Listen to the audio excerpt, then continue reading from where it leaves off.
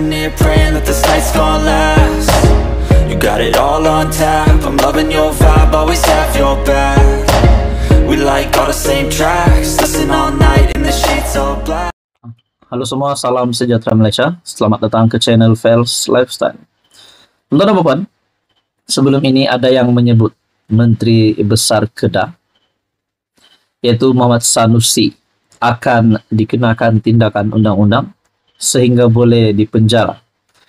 Berkaitan dengan isu REE, berkaitan juga dengan isu ataupun kes hasutan Sanusi. Nah, saudara-saudara yang amat dihormati, bagi saya, siapapun juga pemimpin politik yang sudah terlibat dengan kes hasutan perlu dikenakan tindakan undang-undang sekiranya bersalah. Kalau tidak, ini boleh menjadi ikutan pada masa akan datang. Bayangkan kalau ini menjadi ikutan kepada kepimpinan politik masa akan datang. Apakah akan terjadi kepada negara Malaysia? Nah, saudara-saudara, satu perkongsian daripada Malaysia kini yang mengejutkan. Kes hasutan Sanusi bukan rumit, boleh dibicara di Mahkamah Session. Pihak pendakwaan berhujah tidak ada keperluan untuk memindahkan kes hasutan Menteri Besar Kedah Muhammad Sanusi dari Mahkamah Session Selayang ke Mahkamah Tinggi Shah Alam kerana ia tidak melibatkan isu perundangan yang rumit. Imbalan Pendakwa Raya, Masri Muhammad Daud berkata dalam afidavit untuk membantah permohonan pemimpin PAS itu supaya kes hasutannya dibicarakan di Mahkamah Tinggi. Kes ini tidak melibatkan isu undang-undang yang rumit, kompleks atau luar biasa yang memerlukan perbicaraan di Mahkamah Tinggi. Terdapat banyak duluan undang-undang yang ditetapkan oleh Mahkamah Tinggi berhubung isu Akta Hasutan 1948, Akta 15. Hakim Mahkamah Session yang arif adalah kompeten dan berwibawa untuk mengetuai kes jenayah dalam bidang kuasa Mahkamah Session, termasuk kes di bawah Akta 15 yang didakwa oleh pemohon, yaitu Sanusi, kata Masri dalam afidavit yang difailkan di Mahkamah Tinggi bertarik 23 Januari. Sanusi pada Julai tahun lalu dihadapkan ke Mahkamah Session dan memohon untuk dibicarakan atas dua pertuduhan menghasut berhubung isu pelantikan Menteri Besar Selangor dan penubuhan kerajaan perpaduan dalam satu ceramah politik. Aden Jeneri itu didakwa telah menyebut perkataan menghasut di Simpang 4 Taman Selayang, Mutiara Kampung Bendahara, Gombak dekat KL pada jam 11 malam 11 Julai tahun lepas. Kedua-dua pertuduhan ikut Seksyen 4 dalam kurungan 1 dalam kurungan B Akta Hasutan 1948 yang boleh dihukum mengikut Seksyen 4 dalam kurungan 1. Akta yang sama membawa hukuman denda sehingga RM5.000 atau penjara maksimum 3 tahun atau kedua-duanya jika sabit kesalahan. Apa komen Anda, saudara-saudara? Sekian saja, teruskan bersama di dalam channel ini untuk info yang seterusnya. Halo semua, salam sejahtera Malaysia. Selamat datang ke channel Fels Lifestyle. Info padu, info hangat disediakan di dalam channel ini. Saudara-saudara, kita dikejutkan dengan satu berita di mana terdapat perhimpunan di hadapan Istana Negara. Kononnya, perhimpunan ini adalah untuk memboikot kerajaan perpaduan yang dikatakan untuk menjatuhkan kerajaan pimpinan Datuk Seri Anwar Ibrahim.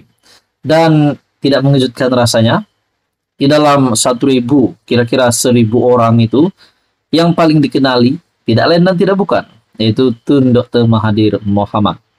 Nah, dalam satu perkongsian daripada Syabuddin Husin, berhimpun di depan istana untuk rebut kuasa hanya kerja buang masa. Nah, saudara-saudara, tuan-tuan dan puan yang amat dihormati, sebelum ini Baginda yang di Pertuan Agong sudah bertitah tidak mahu campur berkaitan dengan politik. Tetapi kenapa di akhir-akhir pemerintahan Baginda yang di Pertuan Agong, Al-Sultan Abdullah Riayatuddin Al-Mustafa Billah Shah, kenapa mereka ini yang berhimpun di hadapan Istana Negara ini seolah-olah tak faham Saya sendiri menolak perkara ini, saudara-saudara. Anda boleh komen di bawah sekiranya Anda juga menolak berkaitan dengan himpunan di hadapan Istana Negara. Dalam perkongsian ini, hanya kira-kira seminggu lagi sebelum Al-Sultan Abdullah Riayatuddin Al-Mustafa Billah Shah menamatkan tempo pemerintahan Baginda selaku yang di-Pertuan Agong, suatu himpunan dengan tema Selamatkan Tanah Air Kita, Suara Rakyat ke Istana Negara, diadakan di depan Istana Negara. Himpunan yang dianjurkan Sekretariat Pembela Tanah Air mewakili 3 wakil gabungan badan bukan kerajaan itu turut menyerahkan memorandum yang dipercayai mengandungi pelbagai tuntutan membabitkan isu semasa negara kepada yang di-Pertuan Agong. Dipercayai antara tuntutan yang dikemukakan ialah menukar kerajaan dengan gambaran Anwar Ibrahim selaku Perdana Menteri telah gagal. Memorandum tersebut juga menyatakan bahwa Raja-Raja Melayu telah dihina berikutan dakwaan pembangkang cuba merasua agung untuk mereka rampasan kuasa sekaligus menjatuhkan kerajaan. Selain itu, peranan Raja-Raja Melayu sebagai Ketua Hal Ehwal Islam di negeri masing-masing juga didakwa telah diceroboh melalui cubaan menggunakan kuasa mahkamah. Dilaporkan, hampir 1.000 orang hadir dalam himpunan tersebut. Dengan individu yang dikenali ramai yang dilihat bersama hanyalah Tun Mahathir Mohamad seorang saja. Tiada pemimpin pembangkang yang lain kelihatan hadir dalam himpunan tersebut. Nah, menjadi persoalan juga di mana Muhyiddin Yassin, di mana Hamzah Zainuddin, Hadi Awang yang kita dapat lihat juga tidak menyukai tadbiran kerajaan perpaduan yang dipimpin Datuk Seri Anwar Ibrahim. Kenapa mereka tak turut serta perhimpunan itu? Kalau benar hanya Tun Mahathir saja yang turut serta yang dikenali ramai, di kalangan hampir 1.000 orang itu menjadi persoalan. Senang cerita, berikutan beberapa usaha dan langkah sebelum ini untuk menjatuhkan kerajaan telah menemui kegagalan. Himpunan ini adalah cubaan terakhir dengan harapan supaya Agong dapat menilai semula kepimpinan negara sedia ada dan melakukan pertukaran Perdana Menteri. Gila betul mereka ini, menurut Syahbudin. Kenapa hendak menyusah dan membebankan Agong di saat akhir tempo pemerintahan Baginda akan berakhir? Bukankah Agong sudah bertitah sebelum ini bahwa Baginda tidak masuk campur urusan politik? Kenapa masih tak faham lagi? Kalau bersungguh-sungguh nak jatuhkan kerajaan, menukar PM, tunjukkanlah beberapa sokongan MP yang dimiliki sebagai bukti dan hebakannya kepada seluruh dunia. Kemudian pada sidang Parlimen 26 Februari, kemukakanlah usul undi tidak percaya di Dewan Rakyat. Setakat sembang saja nak jatuhkan kerajaan dan meratib Anwar gagal, seterusnya acak-acak berhimpunan, konon rakyat bersama mereka, tetapi ini hanya kerja buang masa. Tambahan lagi, benarkah majoriti rakyat ketika ini tidak selesa, tidak bersama dan menolak kerajaan pimpinan Anwar? Atau hanya keluarga Tun Mahathir dan Tun Daim saja yang ada rasa sedemikian? Sekali lagi ditekankan, semua ini kerja buang masa. Kita sebagai rakyat pula tak usahlah benarkan diri kita terpedaya dengan drama seperti ini. Apa komen Anda? Ini pasti satu kejutan ngeri untuk Tun Dr. Mahathir. Lokman nasihat Mahathir agar bertenang. Wow, ini satu kejutan lagi untuk Tun Dr. Mahathir Mohamad. Ada yang kata Tun Mahathir sudah tidak relevan lagi. Bahkan selepas saja keputusan pilihan raya umum ke-15, Tun Dr. Mahathir Mohamad ada yang menggesa beliau untuk rehat dari politik, untuk rehat saja dan meluangkan masa lebih banyak bersama keluarga. Tetapi kita dapat lihat sehingga hari ini Tun Dr. Mahathir Mohamad masih saja aktif untuk menghentam kerajaan yang ada hari ini, yaitu Datuk Seri Anwar Ibrahim. Ada juga yang kata hampir semua Perdana Menteri selepas Tun Dr. Mahathir yang dijadikan Mahathir sebagai musuh beliau. Nah, akhirnya saudara-saudara, satu artikel daripada Harapan Daily Lokman nasihat Mahathir agar bertenang.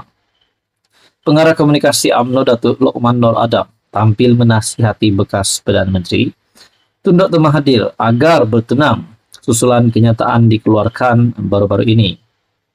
Bekas ahli Parlimen Langkawi mencabar PM Datuk Seri Anwar Ibrahim mengadakan pilihan raya bagi menentukan sokongan rakyat kepada Perdana Menteri ke-10 itu.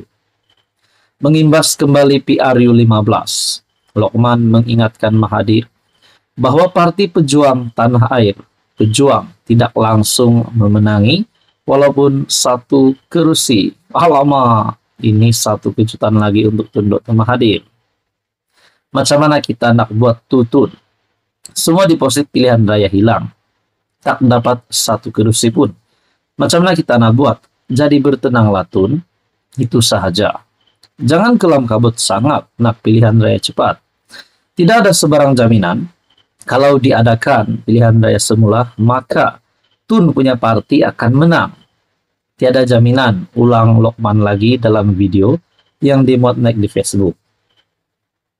Mahathir dalam sidang akbar mendakwa ketika ini kerajaan pimpinan Anwar menyalahgunakan kuasa dengan menyiasat pihak yang dilihat menggugat kedudukannya sebagai ketua kerajaan. Saya menang 5 pilihan raya dengan majoriti 2/3. Rakyat ada peluang untuk menukar saya, tetapi tak berlaku. Kalau saya menyalahgunakan kedudukan, saya akan buat satu pilihan raya. Jadi saya cabar Anwar untuk adakan satu PRU. Sama ada dia berani atau tidak untuk melihat apa yang rakyat akan katakan, ujar ahli politik berusia 98 tahun itu. Bagi saya saudara-saudara, kenyataan Tun Dr. Mahathir ini adalah tidak relevan. Pendapat saja disebabkan kenapa nak buat PRU lagi? Bukankah itu akan memeningkan kepala rakyat, memeningkan kepala ramai orang, termasuk pelabur-pelabur dari luar negara. Kita dapat lihat pimpinan kerajaan Datuk Seri Anwar Ibrahim, kerajaan perpaduan hari ini, semakin hari akan semakin baik. Nah, bagi saya kejutan barulah untuk Tun Dr. Mahathir. Kita boleh kata Tun Dr. Mahathir ini sedang kritikal dalam keadaan politiknya. Mungkin saja beliau perlu bersara dan rehat saja. Nah, apa komen Anda? Tuan-tuan dan puan, sekian saja. Teruskan bersama di dalam channel ini.